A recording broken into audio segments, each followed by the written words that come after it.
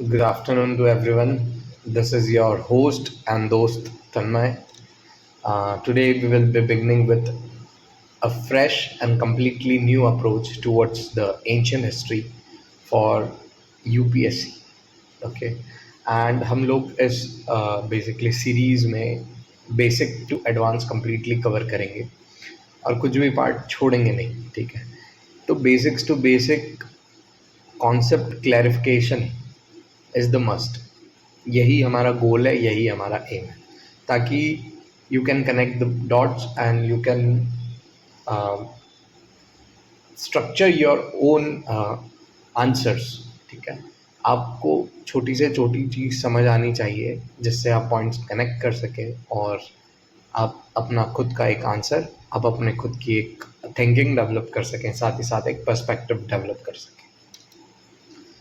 तो सबसे बेसिक अगर हम हिस्ट्री को देखें तो वो चालू होती है अर्थ के इवोल्यूशन से, है ना। अगर हम सबसे पहला पन्ना, the first page of the history is earth. Earth का जन्म कैसे हुआ, ठीक है। तो that thing we will be discussing today in this particular video, that is from cosmic dust to a living planet, earth's early journey. ठीक है, इसमें ब्रीफ इंट्रोडक्शन है, ठीक है। ज्योग्राफी में आप इसके बारे में और अच्छे से पढ़ेंगे और डिटेल्ड उसमें एक्सप्लेनेशन रहेगा, लेकिन हिस्ट्री के पर्सपेक्टिव से अगर हम देखें तो we are having here the 5 act जिसमें हम अर्थ को इवॉल्व होते हुए देखेंगे। अब सिर्फ एक समझने के लिए रखना इसे, ठीक है, ताकि इसे कहीं ना कहीं आंसर में फॉर्म कर सकूं। ओके, नाउ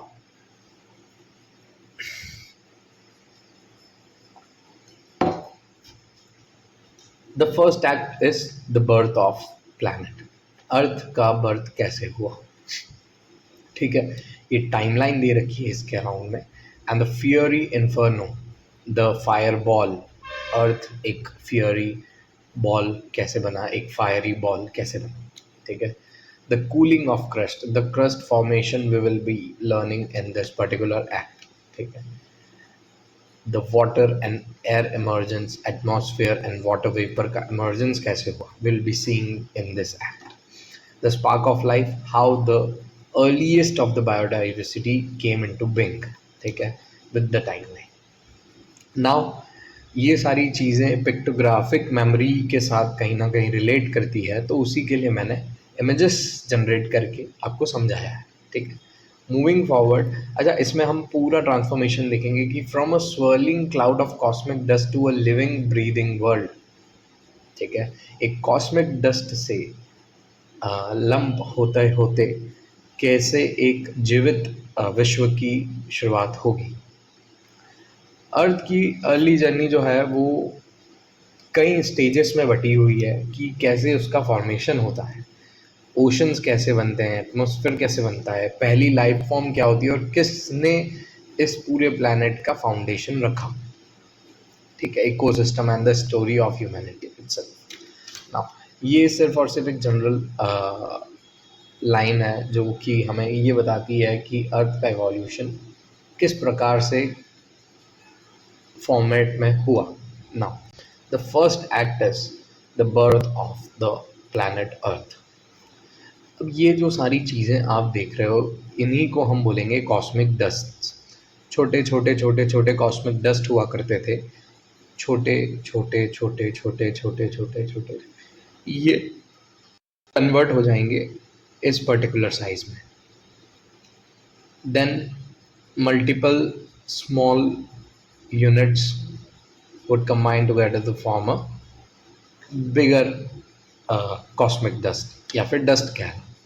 और जब इसका फाइनलाइजेशन होगा, जब ये due to the gravity and due to the friction और ड्यू टू द टेम्परेचर, ये एक बड़ा फॉर्मेट ले लेगा and that would be our early earth. Story of Earth begins in a swirling cloud of cosmic dust and gas, a vast nebula drifting through space. The drift you can see here is what we are talking about. ये completely एक इस drift में घूम रहा है, ठीक है। और क्लस्टर ऑफ जो कॉस्मिक डस्ट है, या फिर जो ये बहुत बड़ा जो पूरा नेब्यूला है, इसमें जो छोटे छोटे पार्टिकल्स हैं, ये कंबाइन होकर एक अर्ली फॉर्मेट ऑफ अर्थ को फॉर्म करेंगे, ठीक है। ग्रेविटी जो है वो इन सारे मटेरियल्स को आपस में जोड़ने का काम करेगी। ग्रेविटी कहाँ से आएगी? Just due to the temperature rising.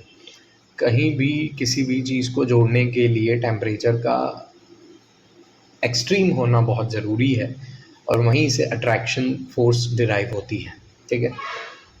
अब कॉस्मिक क्लीनअप होगा, dust and gas particle combine करेंगे और एक बड़ा फॉर्मेट तैयार करेंगे।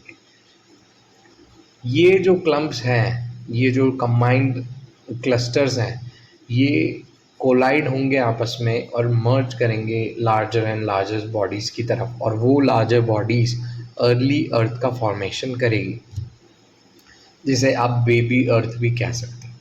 Eventually one of this growing bodies became a Rocky protoplanet. एक रॉक लाइक स्ट्रक्चर, अ प्रोटोप्लैनेट बन गया था, जिसका नाम था अर्ली अर्थ। ये ज्योग्राफी में और डिटेल में पढ़ोगे, लेकिन जस्ट फॉर द हिस्ट्री ये बता रहा हूँ। नाउ सेकेंड एक्ट, अ फियरी इन्फर्नो। अब जब प्रोटोप्लैनेट हमारा रेडी हुआ, ठीक है, तो इतना टेम्परेचर पीक पे इतना एक्सट्रीम रहा हुआ कि वो वायलेंट और मॉल्टन वर्ल्ड हुआ करता था। ये जिस इमेज में आप बेसिकली देख पा रहे हो, यही कुछ उसका स्ट्रक्चर रहा होगा, ठीक है। अब हीट मिले इसे, कांस्टेंट इसका बॉम्बार्डमेंट हुआ, वॉल्केनोज बाहर हर जगह, मतलब हर जगह इरप्ट हुए। It was a ball of volcanoes, जहाँ पर कंप्लीटली या कंटिन्यूस बॉम्बार्डमेंट, इंटेंस हीट होती थी। अब एक मॉल्टन रॉक में अर्थ का लाइक एवोल्यूशन चला। पहले हम प्रोटोप्लैनेट से बढ़े यहाँ पर, जिसमें कि हम देखेंगे कि कैसे अर्थ एक इंटेंसिवली हीटेड प्लैनेट बना, ठीक है। अब इसका होगा क्या कि यहाँ पर हैवी बॉम्बार्डमेंट हो रहे हैं, asteroids and comets frequently crashed into earth, adding energy and keeping it से सरफेस मॉल्टन। अब ये लावा के फॉर्मेट में अर्थ बन चुकी है, यहाँ पर एस्ट्रॉइड्स और कॉमेट्स बार बार टकरा रहे हैं, ठीक है।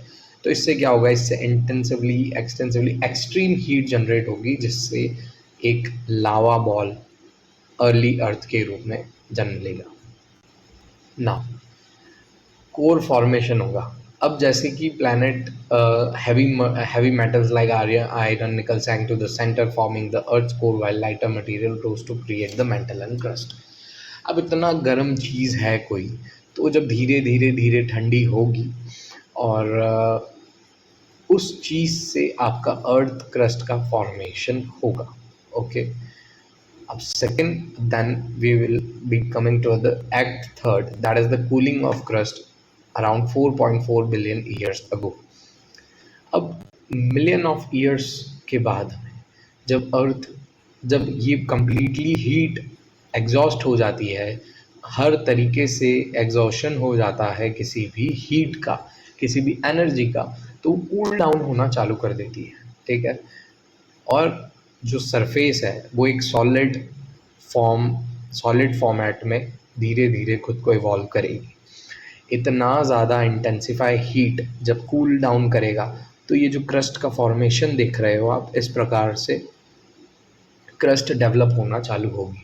और कहीं कहीं पर जहाँ पर जो कि सेंटर ऑफ हीट है, कुछ ऐसी जगह हैं जहाँ पर बहुत ज़्यादा एक्सटेंसिव हीट अभी भी बची है, वहाँ पर वॉल्केनोस रह जाएंगे, ठीक है। स्किन फॉर्मेशन कहीं ना कहीं होगा, और अर्थ की फर्स्ट स्किन जो थी, दैट इज़ द क्रस्ट। अर्थ का जो क्रस्ट है वो कूल डाउन हो रहा है, फिर भी इंटेंस वॉल्केनिक एक्टिविटी हो रही है, मॉल्टन रॉक एंड लावा फ्लोज हो रहा है, और ये वही सारी चीज़ें हैं। और बतेरे अमाउंट में, like in ample amount of heat जो है वो अर्थ एग्जॉस्ट कर रहा है, ठीक है।